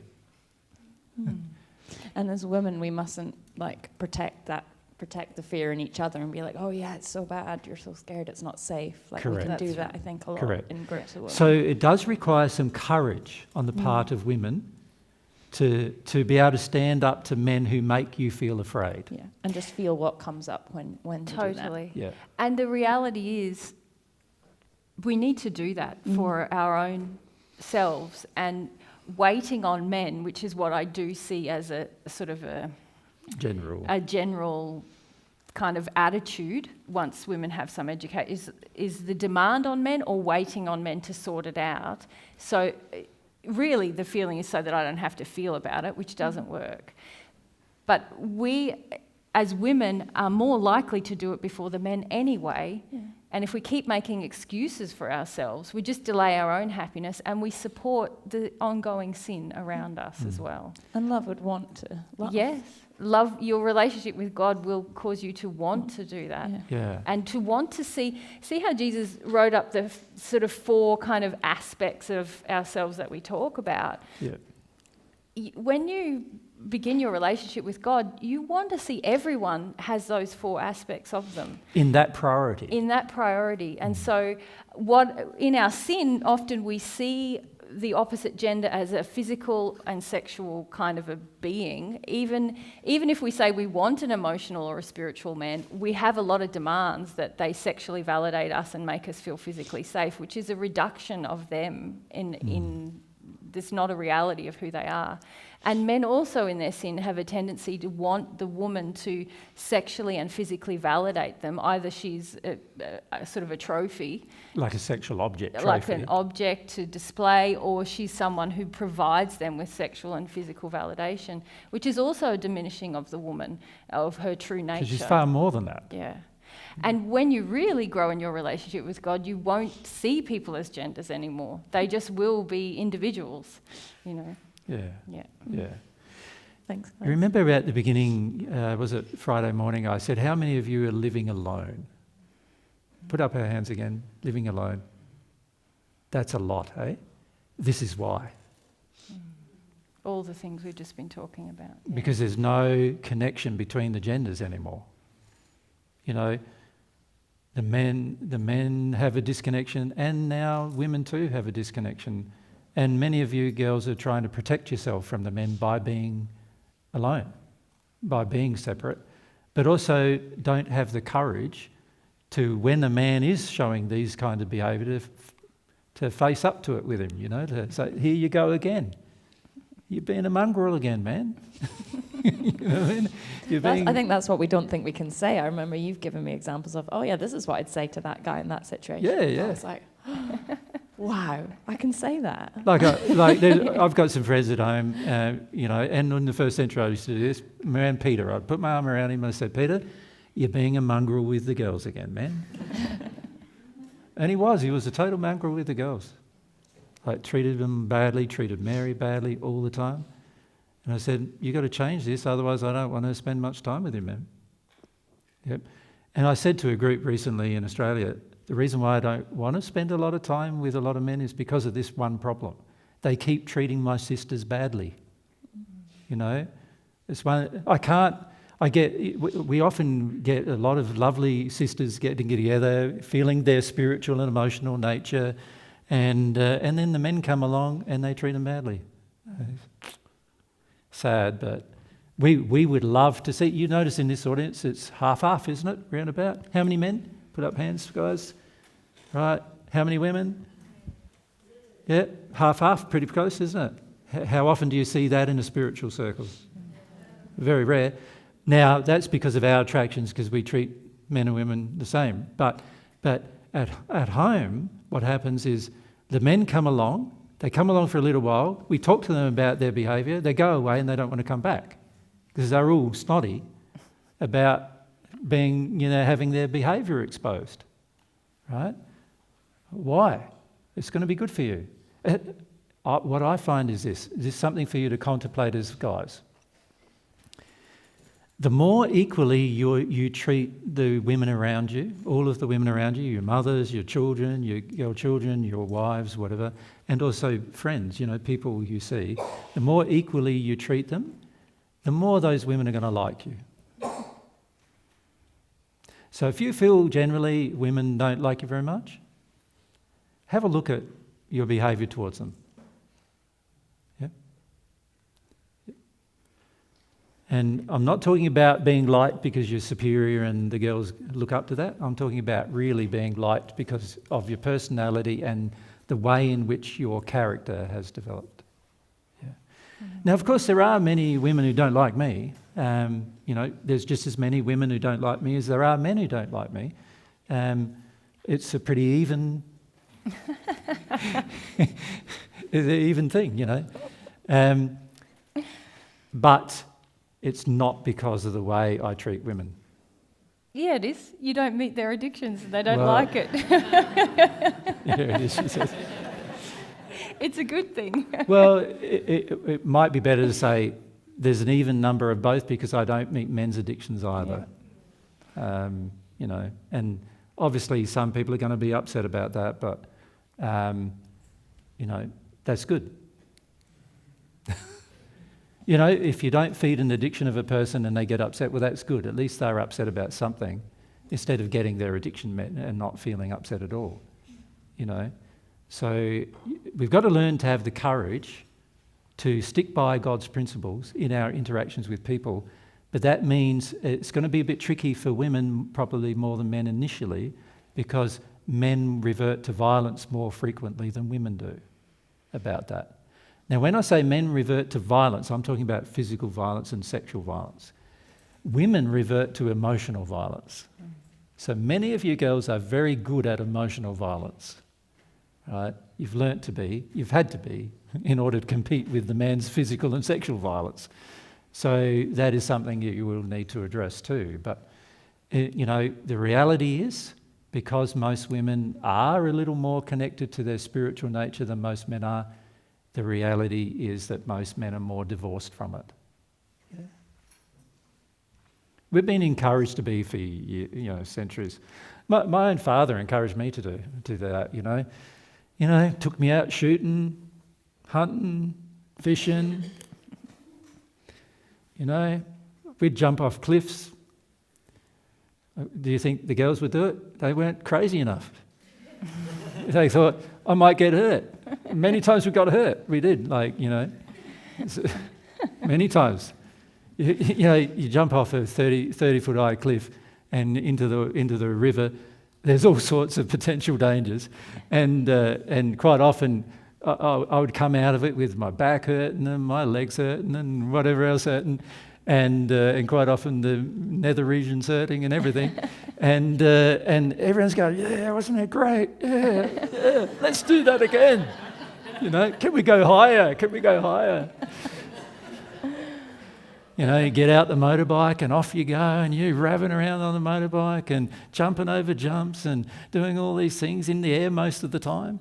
And then one of you falls off and breaks their leg or whatever, and you go, oh, well, that's a surprise.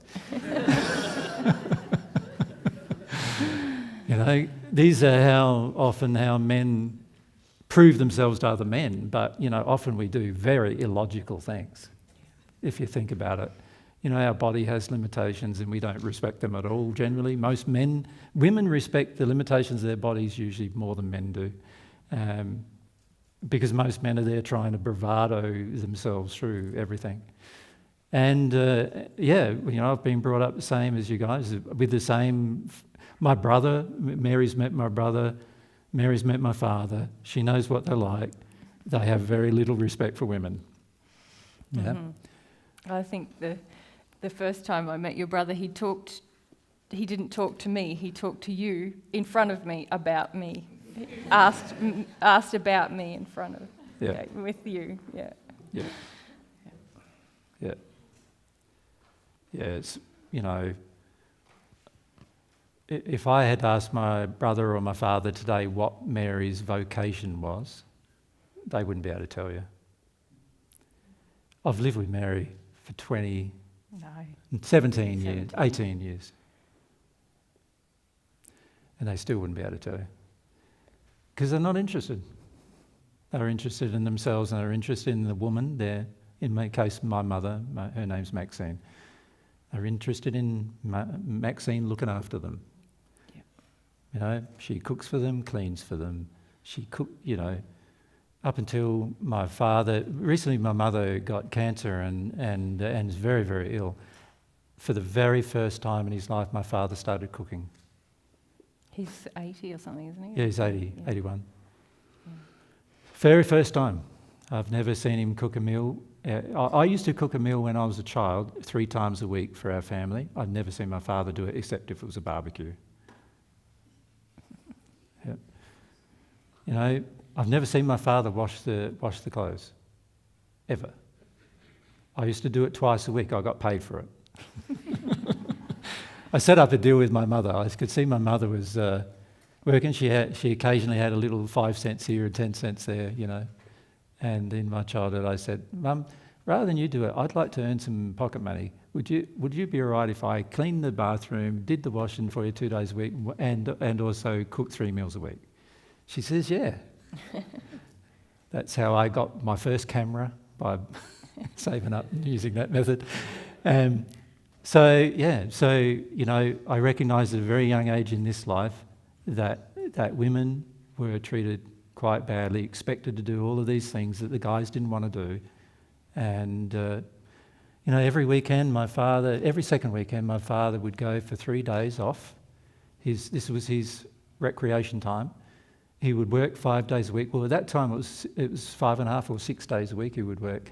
And then the 2 weekends he would get off a month, he would go to the Army Reserves, and spend it with his mates, riding motorbikes, shooting guns, all the things he loved.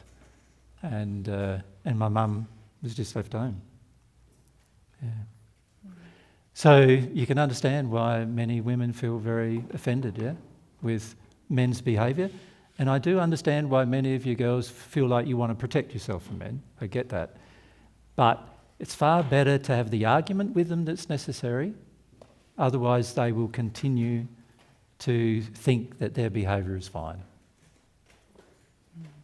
My father continues to this day to believe that his behaviour towards my mother was fine. He's now 83. She's 79. And I'm sure that many of you could relate the same experience. Mm-hmm. Yep. So it is a problem we need to address, and the point of it being that how can you connect to God who has masculine and feminine qualities if you are in opposition to those feminine qualities? And I must say, and in opposition to the masculine ones too, because God's not a violent being. God's not a power-hungry person. He has power, but he doesn't wield it in your life, does he? Have you noticed that? Like, he has authority in the sense that he created the laws, but he could be bossing you around every single day, just like many of your husbands try to, but he doesn't, because it's not the true expression of masculinity. Yeah? So we need to come to understand, as both men and women need to come to understand what femininity is and what masculinity is, and we need to embrace it. But the only way we're going to get educated about that is to have God's version of it, and the only way we can get that is by having the relationship with God. Yeah. So remember I said Friday that everything gets back to whether you're going to receive love from God or not. That's where it gets back to. Yeah. Your future life, your future experiences, your future power, your future joy, all dependent upon it. And God's given you this opportunity. The opportunity's been available for 2,000 years now, given you the opportunity to receive this love on a personal level. And it doesn't make any sense to me why anyone wouldn't take it. But I do understand that people are not going to. But it doesn't make logical sense to me. Yeah. Anyway, Anna, does that help at all? Yeah, Yep. hugely, thanks. With the man-woman thing? Yeah. Yeah, and the fear that the women experience when they're with men who think themselves to be powerful or feel themselves to be powerful, responding to it becomes your own injury, doesn't it? Yep. More sin. Yeah. Yeah. Or sin. Yep. More sin. Yep. Yeah. And dismissing the men who are less confident, more sin. Yeah. Don't mistake confidence for... I don't think confidence is the right word. Don't mistake confidence for sin or the lack of it. Confidence is a good quality to have. You know, God. I know. I said dismissing the men who are less confident or power-driven. That's also a sin. If you dismiss them based on that. True masculinity is confident, just like true femininity is. Certainly. Aren't they? So Yeah. they're not sins. It's the man demonstrating other problems where he wants power. That's what you've got to confront. So don't think that a person who's confident is got a sin. The person who wants power is the person who wants the sin. But not to take advantage of those who have a lack of confidence. Well, a lack of confidence in itself is a sin, right? But don't take advantage of it. Yeah? That's what we're Don't take advantage of it. It is a sin to have a lack of confidence because God wants you to have confidence. He wants you to feel relaxed with people and relax. Like at the moment, if I put you in front of like 100 people, the average person would go, you know, they're all looking at me, what am I going to do? God doesn't want you to feel that way. God wants you to be able to be in front of 5,000 people and say your piece. You know what I mean? That's how God wants you to feel confident. But God doesn't want you to try to take power over those 5,000 people. Right? That's a sin. And that's a very bad sin, actually. That's going to be very hard to correct as well. Yeah. And to be okay that, you know, we'll try and be courageous and stand up for love and love our brothers, and we'll get it wrong sometimes. You may, yeah, because you've got to remember that you're a work in progress, right? Yeah. A WIP. No, that's what they use in, like business terms, don't they? Work in progress, WIP. And as a work in progress, you're not going to always do the most loving thing, given the fact that you've yet to receive God's love to the point of perfection of that love, right? So you are going to have to do something, because to do nothing is such a huge sin, right? And so you're going to have to do something about it. You're going to make mistakes. You know, had a conversation with. It was with you, I think it was. Yvette. Back home in Australia, just before you come back home, and you were complaining about how Andy didn't want you to drive the car with a certain woman, and you're saying, he's just trying to get power over me. And I go, no, he wasn't. He was just being logical. The woman you wanted to drive your car for you takes drugs. And I wouldn't want her to drive my car either. You know what I mean? And remember I said that to you? And I said, so why do you think that's the problem when there's other things going on? But that wasn't one. That wasn't a problem. But you're going to get it wrong sometimes. But have the conversation, have the discussion so that you work through the issues. You're going to get it wrong sometimes. But if you're both in attunement, in alignment with what God is telling you, that's a lot easier than trying to work it out between yourselves. So, for example, if Mary knows God feels this way and I am uncertain, then Mary's going to stick to her guns because God feels that way. But if Mary doesn't know God feels that way, can you see she's going to become uncertain too? Right? And now two uncertain people trying to resolve an issue. And what's going to happen then? It's highly likely we're going to resolve it in alignment with our injuries, our sins, than it is in alignment with God's truth. So this is why it's so important to seek God first. Right, to seek God's truth first and seek God's love first, so that I've got a definition in me about what that is. And so when somebody comes along and says, right, I think you're wrong, and you go, well, okay, you might think I'm wrong, but I can feel God enough to know that it's right? But unfortunately for many of you, like we've pointed out yesterday, you believe spirits around you are God. And there's many, many dark men spirits and many dark spirits around women as well who believe themselves to be connected to God or believe themselves to be God, and they're trying to claim to you that they're God. So you're going to have to be very circumspect about doing that too. Until you've developed enough emotionally and developed enough understanding of what's going on around you to the point where you can tell that's a spirit, that's God, that's a spirit, that's God, until you be able to separate the two from each other. You're going to have to be circumspect there as well. Yeah? Yeah. Nellie, you ready? G'day.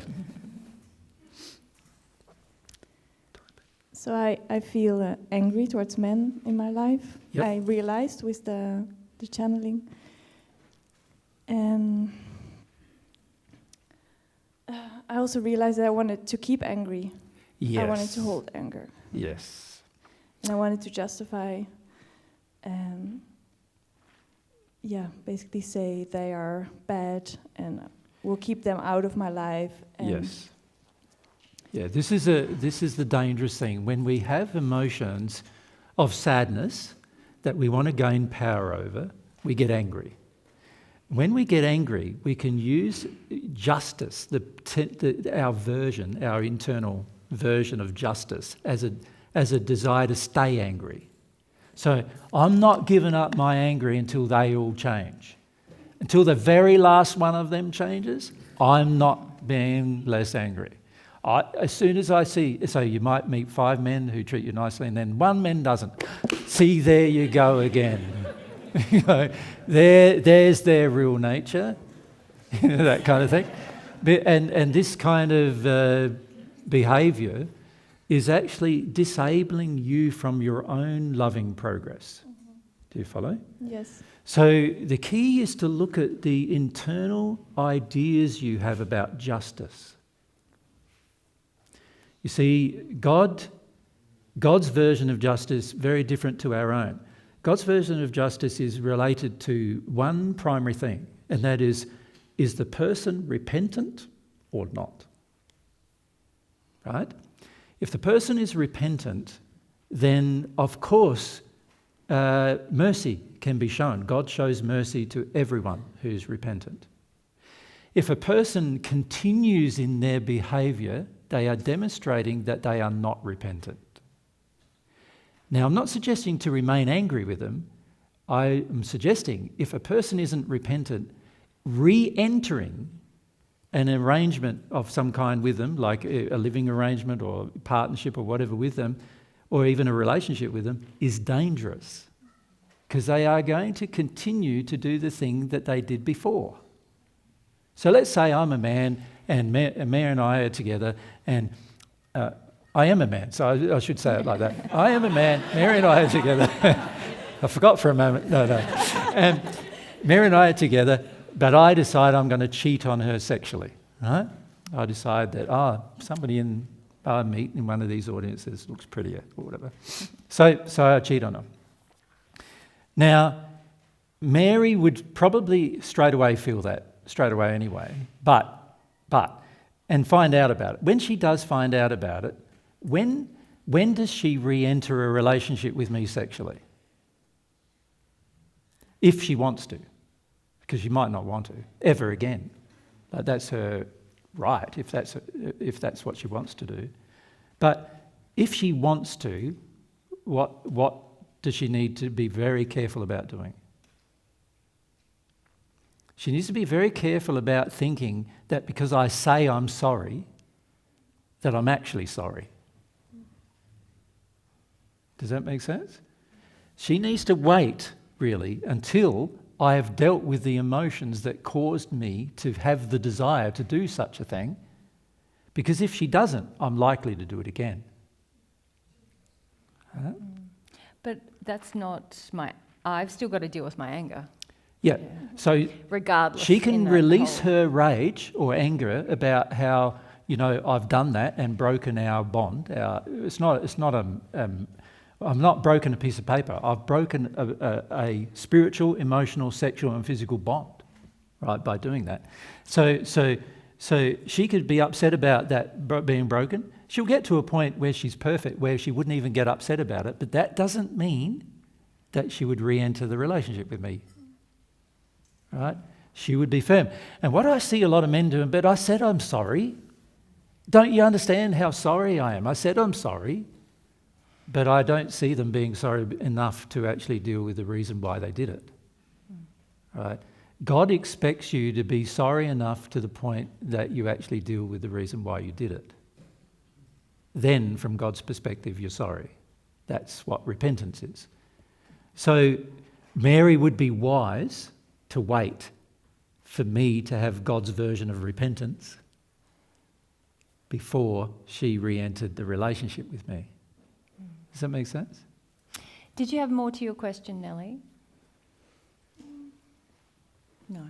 Yeah, it was more that I realized that you said it before, like anger is your guide, and that I just realized now that the principle. Yeah. Of that it's showing you there's... It's a doorway. Mm-hmm. It's a doorway. You need to go through your anger, just like Violetta had to go through some of her anger to get to the sadness, and you need to allow your sadness. I'm talking more the reason for the anger, which was about justice. Yeah. Whenever somebody does things that are wrong, internally we feel a sense of injustice, right? And the problem is we can use rage we can use our version of justice to stay in a place of rage. Mm-hmm. That harms yourself. You're no longer just harming other people with your rage, you're now harming yourself. It feels really bad to stay in a place of rage, right? And it does. It's a gut-wrenching thing to stay there. And the main reason why people stay there is they don't want to cry. They don't want to let go of the reason why they want to retain the sense of justice, which is that was done to me, I'm going to make them pay. I'm going to make them suffer. Yep. And the belief that I'm going to prevent my suffering by keeping them away, which actually isn't true. That's even more suffering. It is. Because I'm alone. Yes, and also just the rage itself. You're carrying around the suffering. A suffering. Yeah, it's there inside, You can't relax and it's enjoy. a grief that's with you all the time. Yeah. And so it's going to have its effect. It has its effect physically, emotionally, spiritually, sexually, everywhere. And actually the very thing that Jesus was explaining before about the discernment, about whether someone is truly repentant or not, we are less discerning the further we are away from our own the further we are away from forgiveness. Yeah. So the more enraged we are, the less discerning we'll be about whether or not someone's truly repentant. As we get into our grief, we become more sensitive to it. And when our grief is when it's finished, when we've made our way through it and we've forgiven, that's when we're the most discerning about the other person's intentions now. And whether they're repentant or not. So it actually alters our reality, even being in holding on to rage. Yeah. Yeah. The reality is repentance and forgiveness are two independent acts. When you forgive somebody, you're doing it for yourself. You're doing it so that you let go of the rage and the sadness that's within you about what happened. That's for you. You need to do that for you. The process of you forgiving another person, that's going to have to happen for your sake, right? But that doesn't mean that you will still, by that stage, when you do forgive a person, you'll be able to see, are they repentant? So their repentance is independent of your forgiveness. You understand? Mm-hmm. So when they say they're sorry, but you can feel and they act like they're not, then they're not. But when you're in a state of forgiveness, you would recognise it and go, yeah, they're not. You wouldn't be in a rage about it and go, yeah, you're not. You know, you just go, yeah, haven't changed yet. Yeah. But also, sometimes you don't even tell. You want to accept the sorry because you want to have an addiction to avoid the sadness. Yeah. So you want somebody to be sorry so you don't have to cry. Yeah. That's a part of the justice feeling that you have. The part of the justice feeling you have is, I want all these guys to be sorry for how they treated me before I'm going to cry about how they treated me. And there's also almost a feeling that if they were all sorry for what they did, I wouldn't have to cry. But the trouble with that idea is that the sadness is now in you. So you are going to have to cry whether they're sorry or not, unfortunately. Right? Just like Violetta, she was going to have to cry whether the priests and the men who harmed her ever repent for what they did or not. She will need to cry for her own sake so she can let it all go, let all the pain go. And then God's love can come and heal her. And then she'll be free of it, even if the men aren't. Yeah. So it's going to have to happen anyway, so you might as well get on with it. You know, get it over and done with as soon as you can, type of thing. That's sort of the approach I have with my feelings, is if you're going to have to cry, you might as well do it now. Not put it off to tomorrow, you know. Like, what's the point of putting off tomorrow something you could do right now? You might as well, if you've got to cry, do it now. Get it over and done with. You'll feel better tomorrow. You know? That's sort of the attitude we need to have. Remember the ant emotions? Treat them like they're not mountains, they're like anthills. We can get over them. But we have to feel them to get over them. Yeah.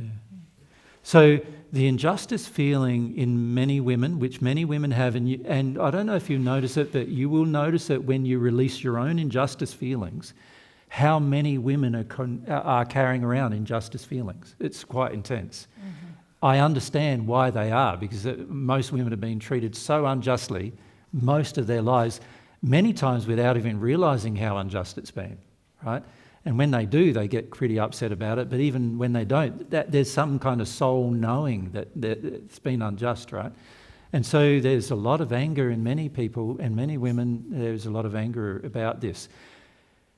When you get rid of your own, you recognise, I recognise that in these other women that you're with. You know, you go, oh yeah, you've got what I used to have. You know, this sense of justice, and I've got to stick to my guns type of thing. And when you release it, you'll realise, I feel free of that now, and how much freedom that's giving you, but also how much freedom it's giving you to assess the accuracy of a man's true feelings. Yeah. Sure. When you're angry, you're going to think that every man's the same. When you're no longer angry and you've worked through your grief about how men have treated you, you'll be able to tell, there's another man who's the same, there's another man who's the same, there's another man who's the same. Oh, there's another man. He's not the same. You know, you'll be able to tell the difference. You'll find there is a lot of men that are the same with regard to this injury, but you'll also find the occasional one who isn't. Mm. Yeah. How's the time going, guys? It's 3:10, Don. How many of you need to wee? Is this yeah? Maybe if can we have a 5-minute break and just have a short break?